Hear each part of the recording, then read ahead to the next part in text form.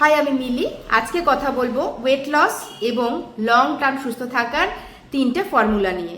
এই মেন তিনটে ফর্মুলা কি, অর্থাৎ জীবনে ভালো থাকতে বা লং টার্মকে হেলথ মেনটেন করতে গেলে আপনাকে তিনটে ফর্মুলা মেনটেন করতে হবে। এই তিনটে ফর্মুলা হচ্ছে তিনটে এস। তো ফার্স্ট এস কি? ফার্স্ট এস হচ্ছে সিট, অর্থাৎ আপনি যখন খাবার খাচ্ছেন তখন চেষ্টা করবেন খাবারটা যাতে আপনি বসে খান। এবার কিভাবে বসবেন?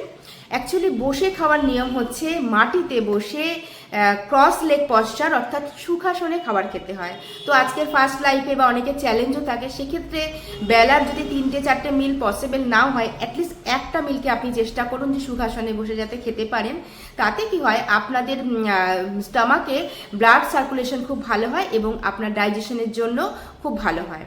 সেকেন্ড হচ্ছে আপনার সাইলেন্স। এবার সাইলেন্স কথার অর্থ এরকমটা নয় যে আপনি খেতে বসে চুপচাপ খাবেন, কারোর সাথে কথা বলবেন না। আপনি ফ্যামিলির সাথে খেতে বসলে ইন্টারাক্ট করতেই পারেন। সাইলেন্স পরিবেশের মানে হচ্ছে আজকাল আমরা ফোনকে অর্থাৎ বিভিন্ন গ্যাজেটকে আমরা বডি পার্টসের মতো ইউজ করি। আমরা টয়লেটে নিয়ে যাই, আমরা শুতে নিয়ে যাই, আমরা খাবার টেবিলেও নিয়ে যাই। আর তারপর যখন আমরা যে খাবারগুলো খাই, আমাদের মনে হয় সমস্ত চ্যালেঞ্জ আমাদের খাওয়ারে আছে, অর্থাৎ এই খাবারগুলোকে হয়তো আপনার ফ্যাট গেইন করছে বা আপনি ওয়েটটা বাড়িয়ে ফেলছেন। অ্যাকচুয়ালি চ্যালেঞ্জ আপনার খাওয়ারে নয়, চ্যালেঞ্জ আপনার গ্যাজেটে রয়েছে। তো বি কেয়ারফুল, যখন খাওয়া দাওয়া করবেন তখন আপনি ফোন থেকে বা স্ক্রিনিং থেকে দূরে থাকুন। আমরা মানুষই হচ্ছে পৃথিবীর মধ্যে সব থেকে ইন্টেলিজেন্ট জীব হিসেবে পরিচিত।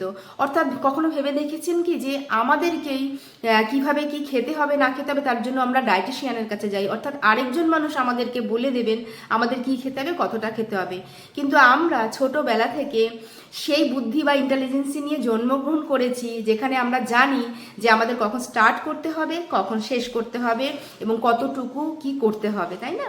আপনারা যদি খাওয়ার সময় এটা খেয়াল করেছেন কি না, যদি আমরা বাচ্চাকে কখনো এক্সট্রা ফিডিং করাই বা এক্সট্রা কোনো খাবার দিই, সেও কিন্তু মুখ থেকে সেটা বের করে দেয়, অর্থাৎ সেও কিন্তু এক্সট্রা খাবার নেয় না।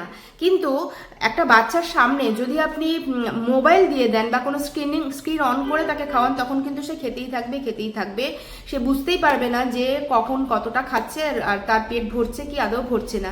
সেম কিন্তু আমাদের সাথে হয়, আমরা কিন্তু আলাদা নই। আমরা যখন টিভি বা মোবাইল দেখতে দেখতে খাবো, আমাদের কিন্তু ওই দিকেই ব্রেন থাকবে। আমরা কি খাচ্ছি না খাচ্ছি, কতটা খাচ্ছি, কতটা খাওয়া উচিত, সেটা আমাদের কিন্তু কাজ করবে না। তো বি কেয়ারফুল।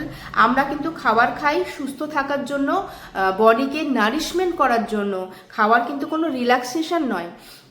নাম্বার 3 হচ্ছে আপনাকে স্লো খেতে হবে।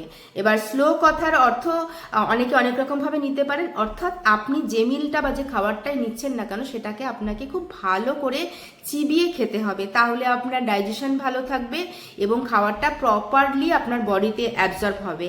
এবং আগেকার দিনের মানুষরা বলতেন যে আপনার নিজেকে কাউন্ট করুন যে আপনার মুখের ভিতরে কটা দাঁত আছে, সেই হিসেবে আপনাকে কিন্তু কাউন্ট করে বা চিউ করে খেতে হয়। কিন্তু এখন কি হয়, আমরা ম্যাক্সিমাম যখন মিল মুখে ঢোকাই তখন 60-70% অলরেডি আমাদের গলায় চলে যায় এবং বাকিটুকু খাই।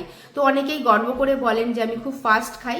এটা একেবারেই হেলদি নয় এবং খুব স্লো খাওয়াটাও হেলদি নয়। আপনাকে মিডিয়াম, যতটা খাবারটাকে বুঝে আপনি মনের সাথে কানেক্ট করে চিবিয়ে খাবেন, তত ভালো আপনার শরীর লং টার্মে হেলদি থাকবে, শরীরের অ্যাবজর্পশন ভালো হবে এবং সবচেয়ে উঠতে আপনার ডাইজেশন সিস্টেম, গাট হেলথ ভালো থাকবে। কারণ এই গাট খারাপ থাকে বলেই আমাদের ভবিষ্যতে বিভিন্ন চ্যালেঞ্জের আমরা সম্মুখীন হই।